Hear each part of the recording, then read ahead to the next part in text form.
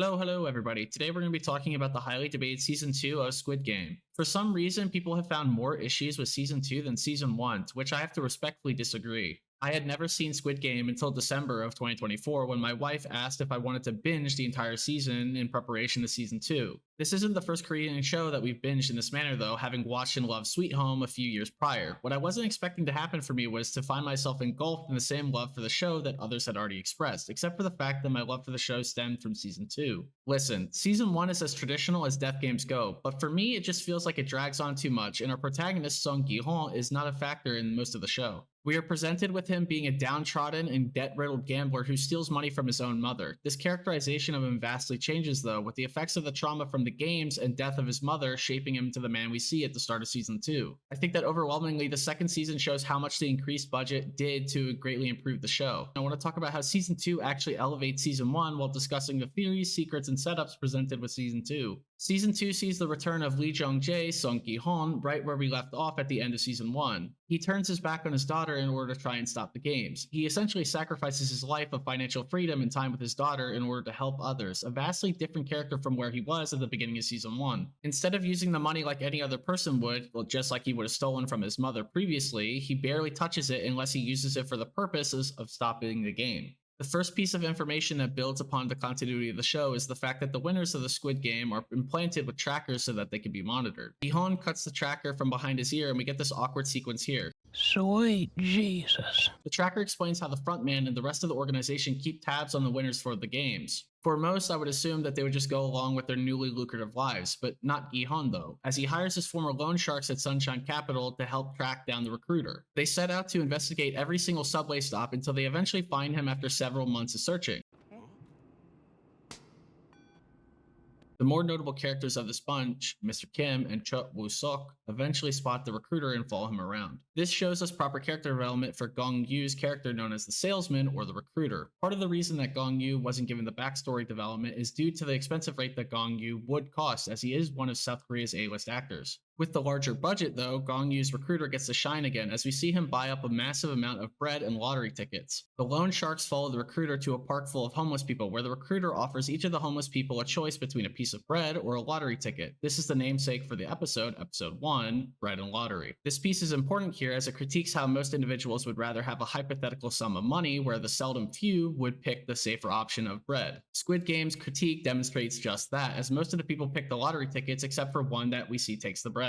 After giving out the tickets, the recruiter essentially shames the homeless people for not picking the bread and stomps on them in front of their faces. This shows the sadistic side of the recruiter that we weren't introduced to in the first season. This reveals that the recruiter relishes in the thrill of these games, and that for him, the recruiting process is as much as a treat for him as it is a job for others. This sadism is elevated even further as the loan sharks attempt to take down the recruiter only to be captured and tied up. The recruiter proceeds to force the two loan sharks to play rock paper scissors -1 with the added caveat that the loser of the rock paper scissors receives an attempt from a Russian roulette spin. That is until the recruiter has his fill of fairness and he loads the gun up with 5 total bullets, leaving only a single chance to live. He shoots Mr. Kim, who willingly loses to protect Woo-sok and lets him escape with his life. While they are tied up though, there's a small thing that I took personally from this scene, with Mr. Kim and Woo-sok both having a gag that features a bone placed firmly in their mouths. This obstructs them from further speaking, but this also made me think about the psychology of the recruiter. The expression, "I'm like a dog with a bone," usually refers to someone's persistent nature and how they don't let things go. This could be a smart thematic choice from the creator of Squid Game, which shows the mentality of the recruiter and how he's punishing them for throwing caution to the wind so they could get the reward for capturing him from Gi-hon. This scene is also a direct reference and homage to a similar one from the 1978 film The Deer Hunter, starring Robert De Niro. That's why I love this season, as the first episode provides an avenue to explore characters otherwise not given the time or budget for, while also introducing some, if not most, of the new contestants from this year's Squid Game.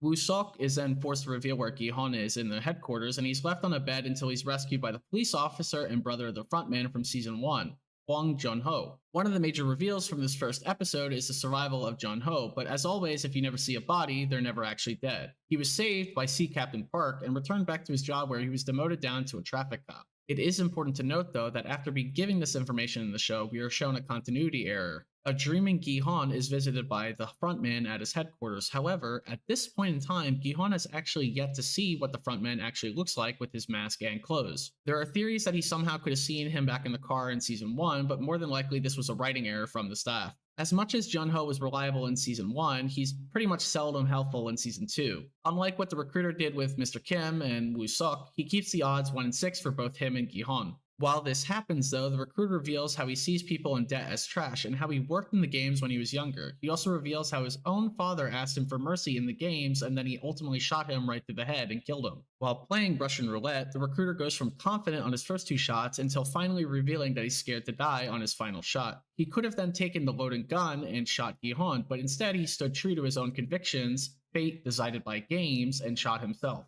This is the kind of characterization that carries season 2, with deeply flawed yet realistic characters that actually feel human. Their actions are understandable and their motivations are fleshed out. Overall, the first episode ends on a bang.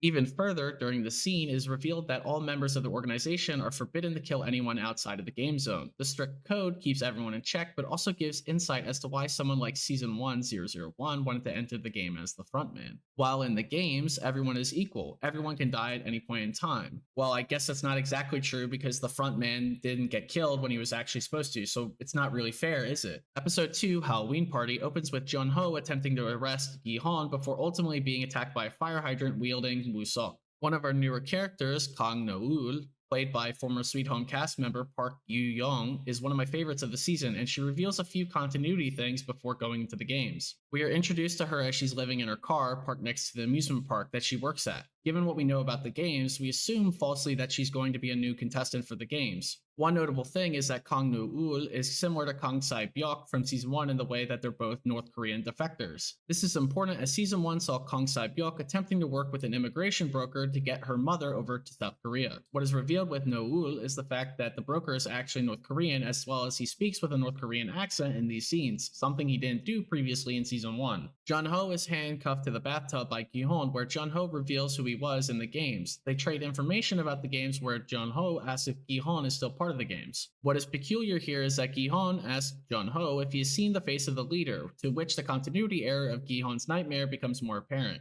Jun-ho protects his brother, In-ho, who is the frontman. This could have been the perfect time to reveal that information and save countless lives, upon In-ho's betrayal at the end of season 2. This theory goes one of two ways. Jun-ho protected In-ho because he's his brother, or because he's working with him. We saw him initially decline In-ho's invitation, which is what resulted in him being shot. But there is a slight possibility that this is a red herring or misdirect given other information shown later in the season. No-ul is revealed to be working as a large pink bunny mascot, and we see a relationship with a small child wearing a beanie. Given how hot the actors are in the costumes and the clothes others are wearing, it is easy to surmise that the child is wearing the beanie because she's battling cancer. That is in fact the case, as this child is important because it introduces her father, who also works at the amusement park as a caricature artist. He ends up being one of the contestants, number 246, as he's trying to get money for his daughter's blood cancer treatments. He is played by Lee Jin-wook, who's also from the Sweet Home cast, and given his work there, he's probably going to be amazing if given the opportunity in season 3. It is theorized that his supposed death at the end of season 2 is a ruse, and that is more than likely as he has previously worked with the Squid Game's creator on a film called Miss Granny. Highly unusual to cast such a well-known actor just for him to inevitably do nothing, which is where it stands right now with season 2. Also, it should be noted that the child is hospitalized and he can be seen saying that he'll get the money for a drug for his daughter. This also shows No-ul at the hospital visiting the sick child. We assume incorrectly that she's going to be a competitor in the games up until this point. Gi-hon, Jun-ho, and Woo-seok attend a Halloween party after putting a tracker inside a replacement tooth for Gi-hon. The plan fails with the organization taking out Gi-hon's forces, but before that, he talks with In-ho through a golden piggy bank speaker. Here, In-ho makes a reference to The Matrix, which seems to be a very big inspiration for the season, with the recruiter even mimicking the blue pill versus the red pill mentality with the bread versus the lottery ticket in episode 1. Even the way he holds it is remarkably similar, so it's too close to not be a coincidence. Gi-hon asks to enter the games once again after his kidnapping ploy fails. He is knocked out by the gas only for the front window of the limo to roll down and reveal that In-ho was there the whole time. What I initially thought was contestants entering through containers to go to the game this season is actually revealed to be the transport for the members of the organization. No-ul is revealed to be working for the organization as number 11, with the episode ending with her pulling the balaclava over her head and donning the triangle mask. There are less Easter eggs in this episode, but it establishes several more dilemmas and misdirects us the entire time with No-ul. One notable Easter egg, though, is an amusement park ride that has the name of the show, Squid Game, hidden in plain sight. Episode 3 sees Jun-ho and Woo-seok working with the ship captain who saved Jun-ho's life in order to track and find Gi-hon and the organization. They have former military members with them as a sort of militia to try and stop the games by force. From now on, Jun-ho is essentially useless, with the captain misdirecting him and the soldiers while also revealing how Gi-hon's tooth tracker was removed and placed elsewhere. The third episode introduces us to player 333, Lee Myung-gi, or more commonly known as MG Coin, and he's a crypto bro who scammed massive amounts of people. It is revealed that his pregnant ex-girlfriend, Kim Jun-hee, or player 222, is also here. Their dynamic is one of the major plot points for season 2 and 3, with player 333 trying to protect player 222. Player 222 is played by K-pop idol Jo Yoo-ri, who is formerly of the group IZ*ONE. My favorite character of the season, player 230, or Thanos, is easily one of the major lifelines for the season. Played by former member of Big Bang, T.O.P., he actually did this role for free. He was actually expected to be more involved in the show, but was subsequently written out and killed off after executives threatened to pull funding due to his standing in South Korea post his arrest for marijuana possession. It is actually asked backwards that T.O.P. was forcibly removed for something so minor, while convicted P3DO by the name of Sung Young Chung played the role of contestant number 100. Sung Young Chung was arrested in September of 2000 for inappropriate conduct with a minor as he was paying a 16-year-old for sexual relations in his car. It seems ludicrous to suggest that T.O.P. should face any level of scrutiny similar to Sung Young Chung, but that has been the case, and undeservedly so. Regardless, T.O.P. did this project for free and his charisma was clearly shown. I like you.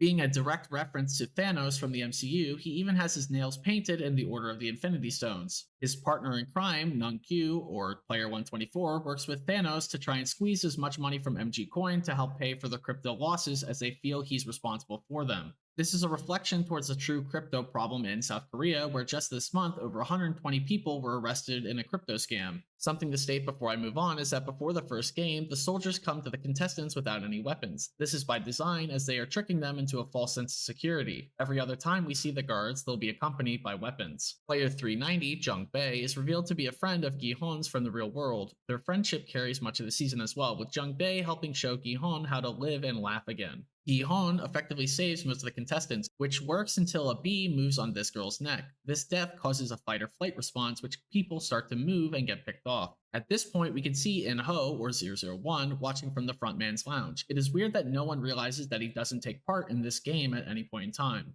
A hyper-observant Gi-hon should notice that he isn't there given his state of paranoia. Certain rules that were established in Season 1 are seemingly broken, with Thanos not having his necklace full of drugs taken away from him. All possession should be confiscated, but it is theorized he was allowed to keep it as his erratic and drug behavior would entertain the VIPs. This can be seen from Thanos pushing over several people, resulting in them dying, and then dancing on their graves like it's Fortnite. Player 120 is a transgender woman who is a former Special Forces soldier that is kicked out after she begins her transition. This transition sees her isolated and lose everything she owns, and is a very well-written depiction of the struggles that transgender individuals go through in most East Asian countries, let alone the rest of the world. She is thought to have been inspired by a late South Korean soldier and activist Byun-Hoo Soo, who was the first transgender soldier in South Korea. Soo was a tank driver who was discharged from the army in January 2020 after gender reassignment surgery in Thailand in November 2019. Byun-Hoo Soo stated, "I want to show everyone that I can also be one of the great soldiers who protect this country," before tragically taking her own life in March of 2021. The similarities between Player 120 and Byun-Hoo Soo's story are too similar to be just a coincidence, and Squid Game writer and director Hwang Dong-hyuk actually wanted to cast a trans actor in the role, but they were unable to find any actors that are openly trans, let alone openly gay. After the game, the masked soldiers tell the remaining contestants that they may vote to leave after every game, with the prize pool being equally split between each contestant. This is a test of In-ho's own convictions, thinking that the greed of humanity will ultimately move the game along, which it does, as the ones who vote to stay suggest that the current prize pool is not enough. Contestants fight amongst each other until the most memed moment of this season happens.